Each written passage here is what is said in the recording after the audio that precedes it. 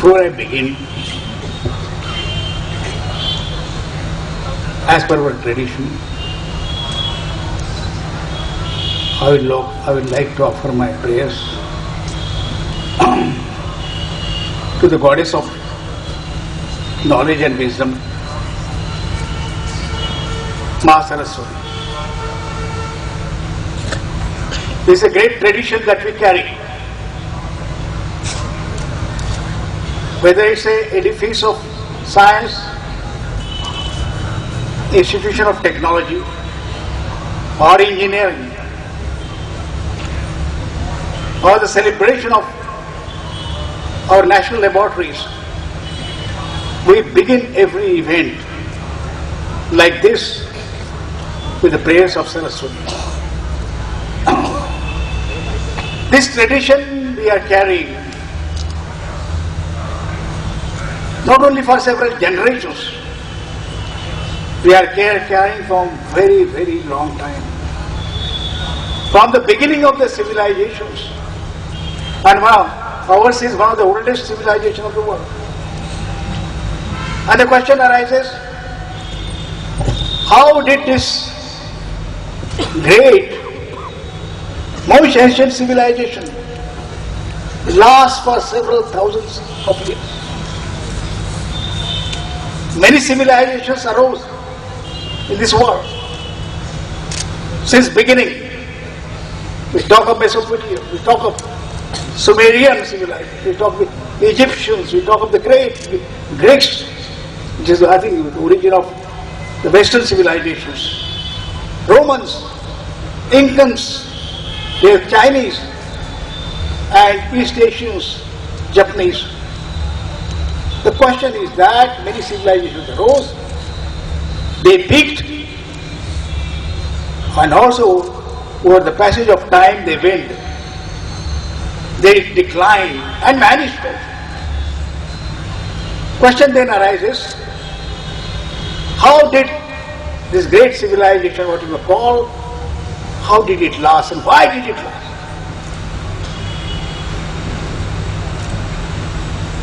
And I was searching,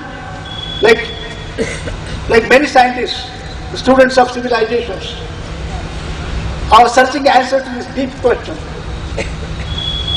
Because with this is entwined, this question, this inquiry is entwined the future of our great country.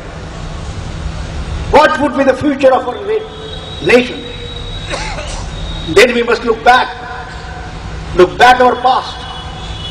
It is widely said, it is rightly said, that unless you know the past, unless you know history, you cannot create its future.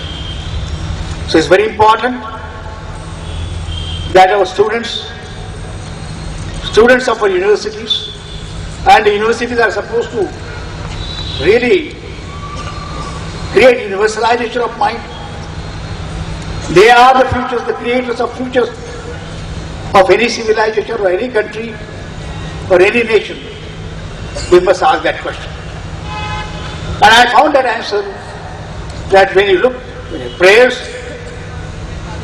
to Mother Saraswati, the goddess of knowledge, this tradition begins right from the Vedic times. It is one of the goddesses which recurs in the Vedas. And we must see you. And we are carrying that. That tradition is very important.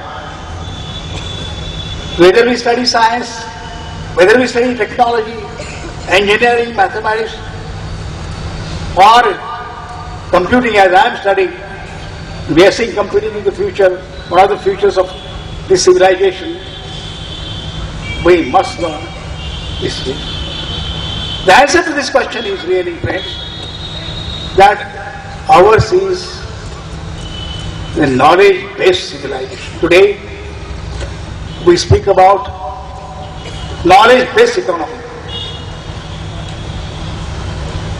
We talk about knowledge-based futures of the world.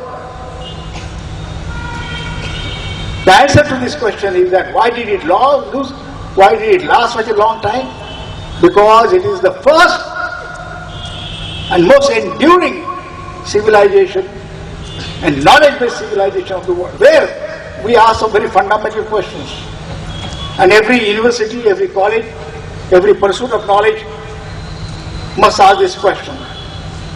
The very fundamental questions of the very purpose of inquiry of knowledge.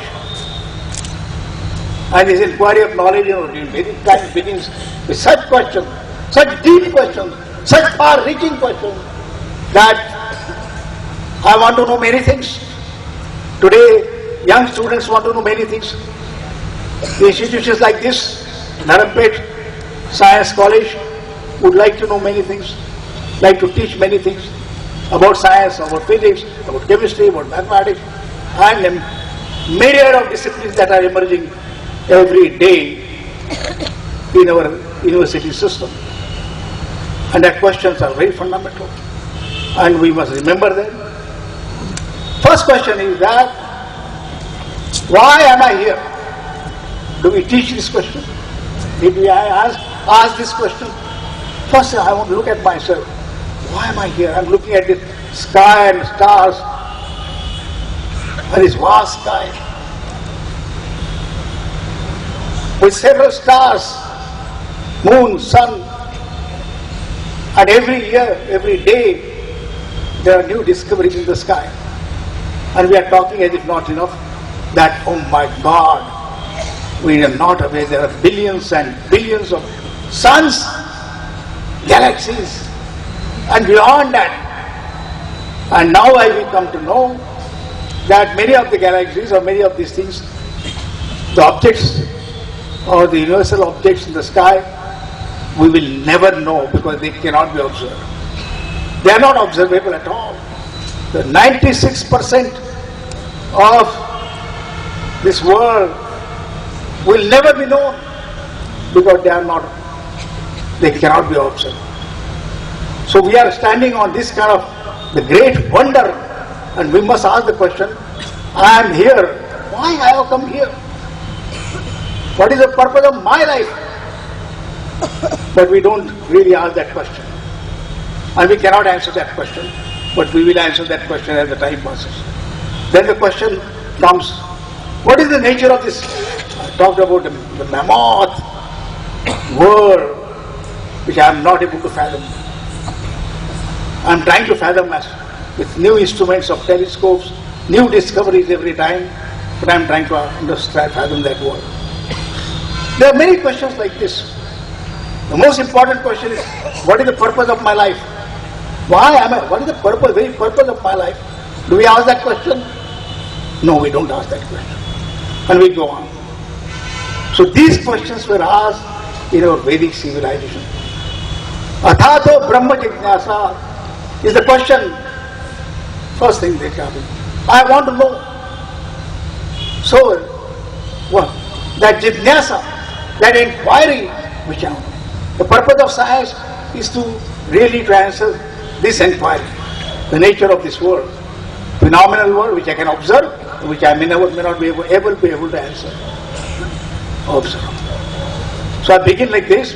This is a very noble, science is a very noble purpose of life, to understand these fundamental questions of our existence.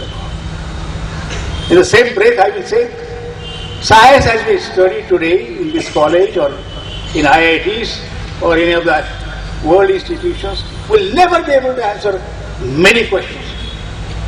And now we come to know that only 4% is observable and others is maybe a dark matter or dark energy which we cannot fathom and we take millions of years to fathom. So we also know the limitations of science. And we talk in the same breath.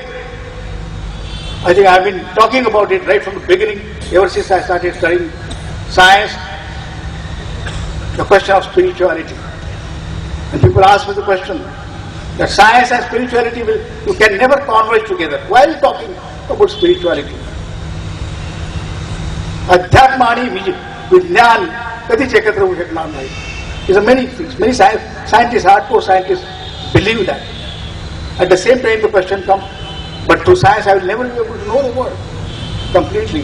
Very little part of it. There are several questions. I will say about the spirituality is only one thing. The spirituality is nothing but the question which comes, who is asking this question? Who is asking this question? What is son?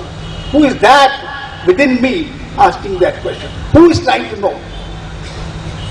And that question, and how do I know? These questions belong to the realm of spirituality. And we did not believe that until quantum mechanics arrived on the scene in the beginning of the last century.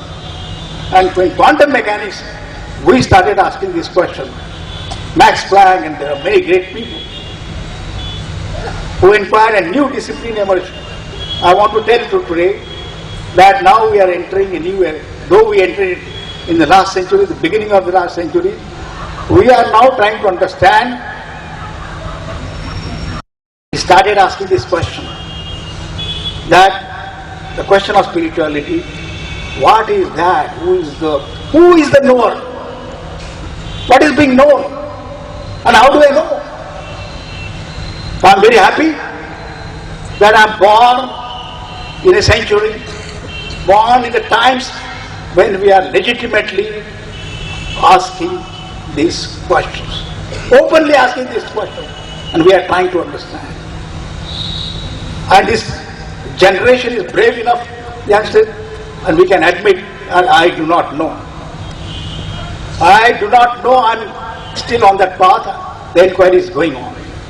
And as I unfold, as the science unfolds, slowly, layer by layer by layer by layer, like peeling off the peels of the onion, and we are discovering, I am taking out one peel, and becomes another one, and again takes out another one, I takes out another. Eventually I discover that all the peels are peeled off, and there is nothing.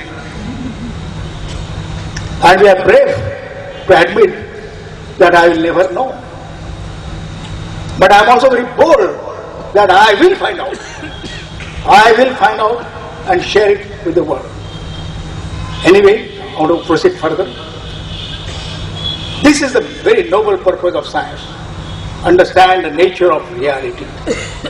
Understand the true nature of reality, what we talk about. This question is leading to certain very fundamental questions, and as I was coming, I saw Swami Vivekananda's portrait as I was coming in this auditorium here. Swami Vivekananda asked these questions. Swami Vivekananda talked to many scientists and asked this question to them, what is the Vedic vision and what is our Western vision? Can they come together? Can they come to understand, to know the complete truth? So I feel the purpose of any institution of science is to understand that nature of reality. I will now proceed on different ground. When I was supposed to speak on, I had not given the subject of science, on which topic I should be speaking on. I have many questions before me. And one question which I wanted to ask was, where are we going in science? I never imagined the dimensions of science which I am studying today. And I have been studying for I was born in 1946, last 72, 73 years. Ever since I started studying in the school, I think I have been asking this question last 60 years. The dimensions of science, the dimensions of the universe, as they are unfolding, they are increasing and increasing and increasing. The subject of computer was not known. I started studying engineering right in this VNIT at that time called Tukuri sir is here, VRC, and our teacher came and he was teaching one subject of electronics in electrical engineering, and he came with a beaker with the pieces of some components which are nothing but transistors. 4 pieces of transistors he was bringing, and he showed us, this is called transistor, but you cannot touch it. You cannot tell this transistor because we have only 4 pieces with us. It's one. But nobody knew that this invention of transistor is going to create such a magic. A new, entirely new discipline will emerge, which will be later called electronics. So I am identified with electronics revolution someday, this one. But I didn't know that electronics revolution is unfolding before me. All the 4 scientists who invented who discovered these transistors got the Nobel Prize and began a great new journey, what was called electronics. Completely transformed. Whatever we say, I'm talking to you, whatever is happening around me is completely transformed by this discipline electron. And no one, the inventors themselves had no idea that this is going to revolutionize like this. We just saw some pieces of transistor in this very city. I was staying some Bharat Lodge in a room there, along with many people. And we started, I thought I must try to know this people who were building transistorized radios. I said I should also try to build a transistorized radio. Our engineering college, neither the professors nor us, we knew how to build electronic circuits properly.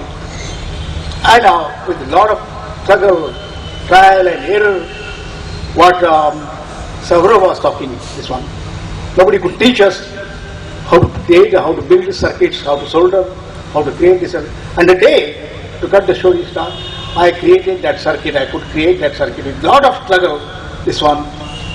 And when that medium wave radio started working, my joy knew no bound. When I heard first Ved Bharati song on that transistor, I think that joy was bigger than the joy of creating a supercomputer. And this is one of the inspiring points of Avishkar Lab. The joy of creation, joy of invention, joy of new discovery, joy of knowledge. And I said that this joy must be brought when I got the opportunity. I'll just give a short story on this issue. When I became of course I studied engineering, then I went to Baroda, and I studied in MS University Baroda, which itself was a turning point in my life. And then I went to IIT Delhi for my PhD.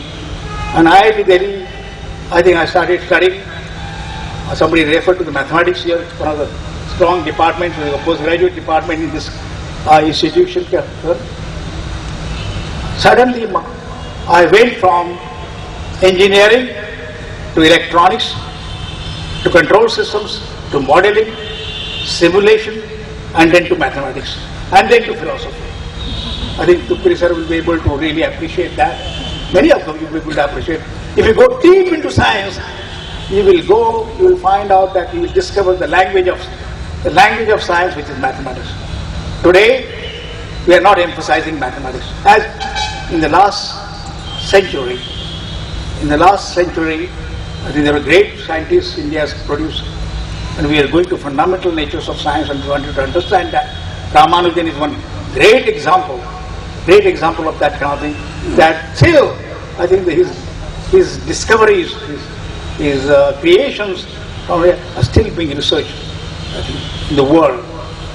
So we went through mathematics, I went to philosophy. And then I started asking the fundamental questions as I raised to who am I and all those questions, which are the questions of philosophy, and they border on spirituality. So my journey went all the way from this to creation of these instruments, to radios, to televisions, and I had an opportunity to create a first color television for the country. I had an opportunity to create color broadcast system. When we came to the question that Asia Week was held in 1982 in our country, and the Prime Minister, Mrs. Gandhi, at that time said that we must have a color broadcast. And can we create a color broadcast in this? And I said very optimistically, I didn't know how to, because we didn't have color tubes, we didn't have anything, we don't have any infrastructure, no components. Everything was to be built from scratch. Every component had to be built from scratch. And again, the day we built the first color television, I think the electronics revolution really started in this country, in Kerala. What a joy it was when we had a first color broadcast in the city of Trivandrum, and people saw that they can broadcast being made. I think we didn't have software, we are now creating content for this one, and we used to get the movies from the US, most of the color movies coming from UK and US, and when they were broadcast with using our broadcast radio stations, broadcast television stations, and people used to see that. There was time in the city of Trivandrum, people will never sleep. You know, just watching it was such a wonder. Now it is nothing. It is such a wonder to see a color broadcast on the color television which you have built with the women of Kerala had assembled together kind of things. That really was the electronics revolution. Later, we began on this task of really going on. The computer revolution was approaching. The microprocessor was invented in 1971 at Intel. First microprocessor. Entire computer sitting on a chip was created, and we are able to now have a full computer on a chip which is just like thumbnail size, and the computer was performing that. That started a revolution of computing. And then the next Prime Minister talked about that how can we now have a computer revolution in this country, and it began. 1991, suddenly the idea of software came in, and we felt there was a Y2K crunch. There was a problem of year 2000. I have not explained in detail, but that time came, and then that task also fell on me, my team, and I will say that can we solve the riddle of Y2K in 1990-91, and we began in CDAC that we must now create a new kind of manpower, and we started creating that manpower. And the task was to create thousands and thousands of software engineers, thousands and thousands. Those who are teachers here understand that there are no teachers available. There is no computer hardware available. There is no infrastructure available. But we have a challenge and opportunity. And if you lose this opportunity, it will be lost once for all. I was very clear that this is an opportunity, the golden opportunity for India. If at all we can create this, can happen, and we must create this new kind of training, new kind of education, and we created this in CDAC, and that is the time of opportunity really, where we created this course for 6 months. You come in, it's like a factory, you come in here, you are a mechanical engineer or a civil engineer, and we ask that question. It is not just some electrical engineers or electronics engineers who can be computer engineers, it can be anyone. And that is the innovation which we created that thing like a factory, software factory. Person come here, he is a mechanical or civil engineer, he is out, he is a software engineer. And then you fly to US and becomes a software professional, and that's how India created a software, I think, revolution in this country. So this is the wonder of science which we create. Science leading to new circuits, new systems, and new discoveries, new technologies. There is a difference, I think, engineering and technology, which also we must understand, and India created a software revolution. Today this industry, as has been introduced, is now $160 billion. Starting from zero, nothing. 160, very soon $200 billion if we include telecom, the mobile, in the revolution which we are witnessing today. This one. We are $200 billion industry, I think, which was a great boon for India.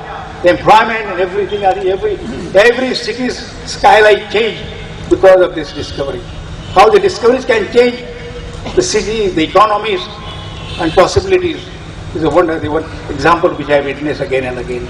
So I would say today we are now on the challenge of creating the next generation. We created first supercomputer when the challenge was given.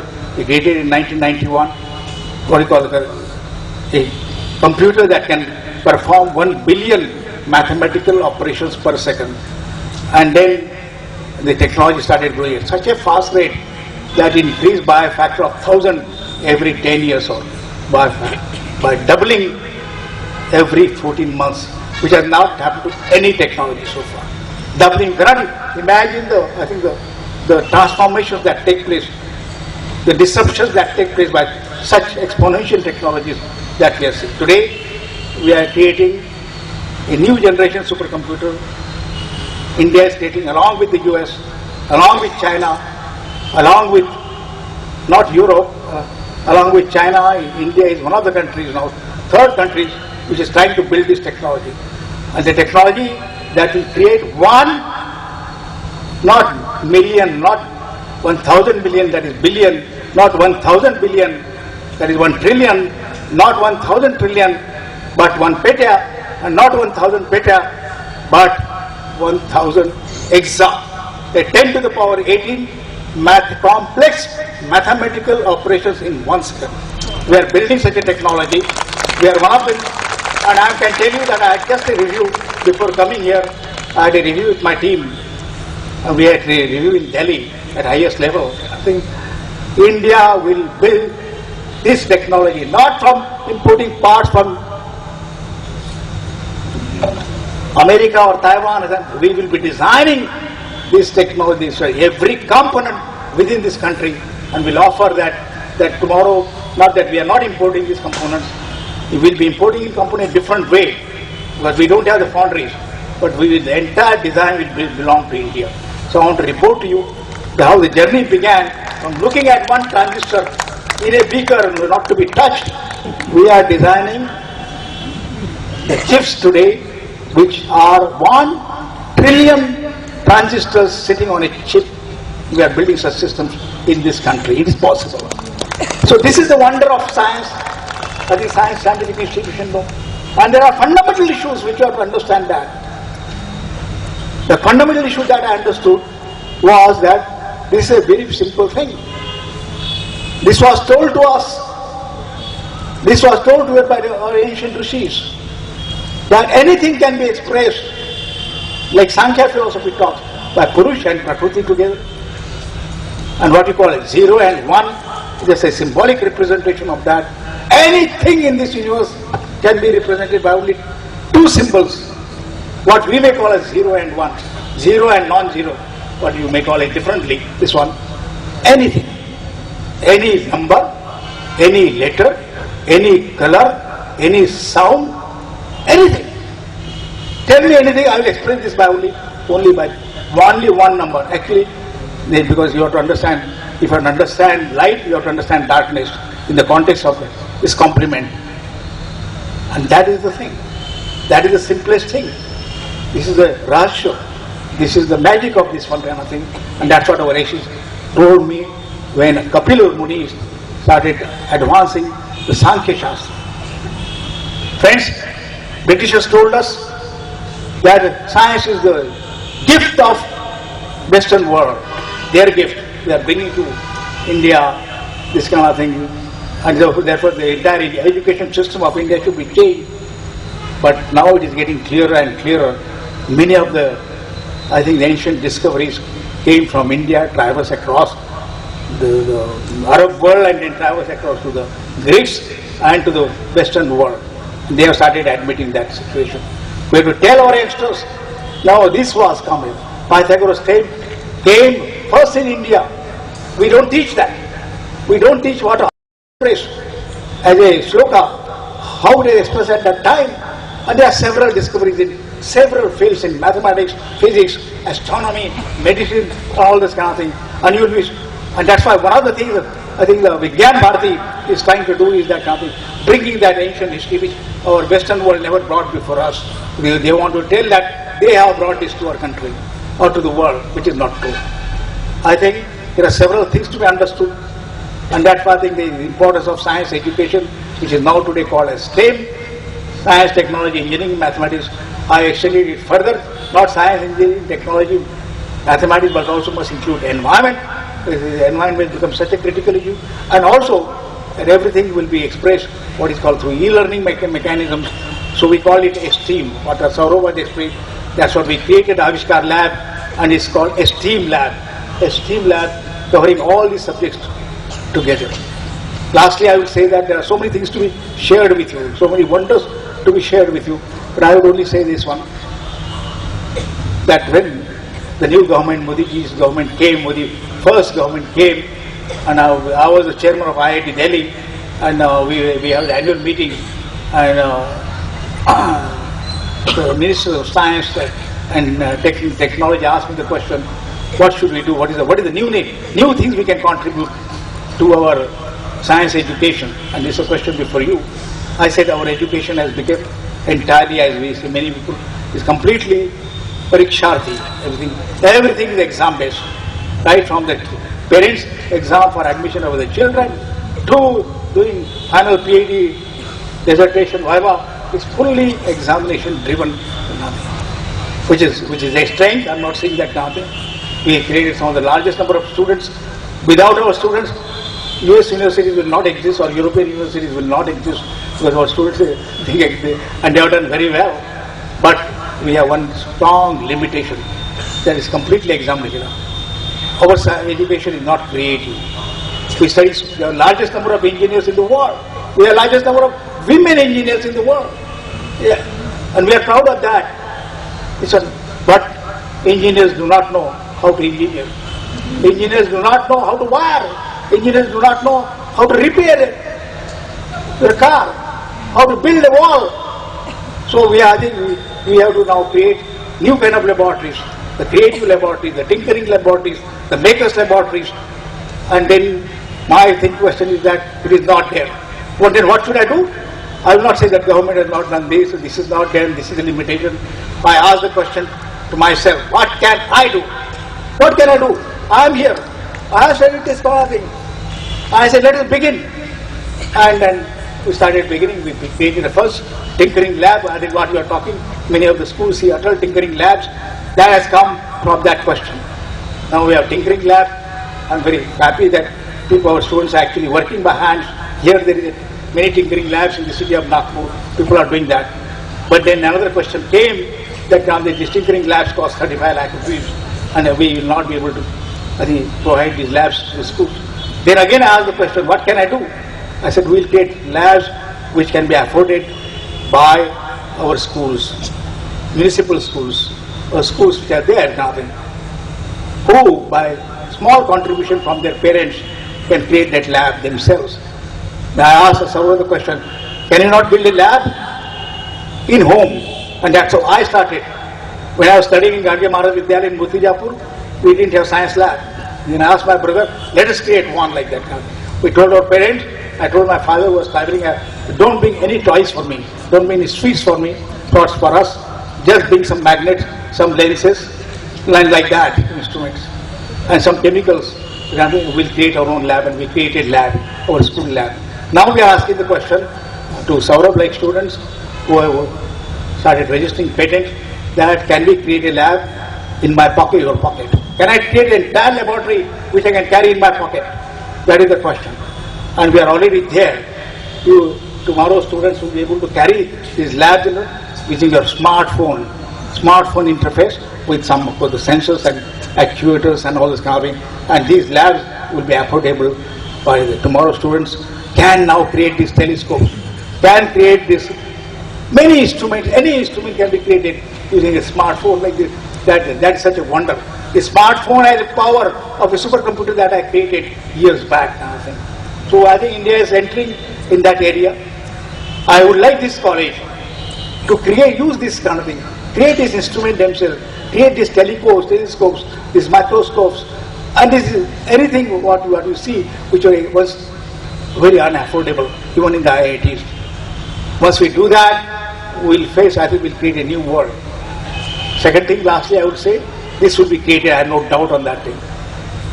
But I want to say that that we must appreciate now that it is not science as a distinct discipline. We cannot forget arts in a scientific institution today. Suppose this is a science institution, and we say that we don't teach humanities, we don't teach suppose history, we don't teach the philosophy, that is not acceptable. Today we are talking about, if you see the new reports, we must teach, if you study science, we must also teach philosophy, we must teach history, we must teach economics, we must teach finance, all this is doing, and of course with different kind of emphasis. So today we are talking about science and humanities and mathematics and arts together. So I think one message I want to say, carry to this emerging science, is a great science college, it is a complete golden jubilee now, to get into this kind of things where you will teach in same breath science, technology, engineering, mathematics, philosophy, economics, and arts together, along with different embassies. So I would like to see this college in the memory of, I think, Professor Dev, that to take this bold step in the city of Nagpur, so that other colleges can follow that. Friends, I see a great future for India. Whatever you may say, I say a great future. India will no doubt by 2047, I think, will once again rise and reclaim her great glory which she had in the Vedic times and the golden period of India's history. That we will create, and that's what Swami Vivekananda said. We will do it, but we have to promise Swami Vivekananda that by 2047, when India celebrates, I think when you are asked that question, when will our country get freedom in the, I think, 97, I said, I don't know, but India will get freedom, he sees, after 50 years. But let me tell you, he said, 100 years later, India will create such a glory which she had claimed she had during her Vedic times. I think we have to now fulfill that promise which, I think what Vivekananda said, the prophecy of Swami Vivekananda, and make our country back again into that glorious path. And I see that this will happen. And you will create, the youngsters, the teachers, students, every college, if we really struggle, will create that, because I saw this happening in front of myself. Friends, thank you for calling me for this lecture here, the great memorial lecture, which I think for this college, which has created a history by itself. I wish you all the best. Wish you all the best, and I hope that I don't know whether I will live up to that 2047, but I think I will be observing from the start to see this great country once again rising like Vedic times. Thank you very much.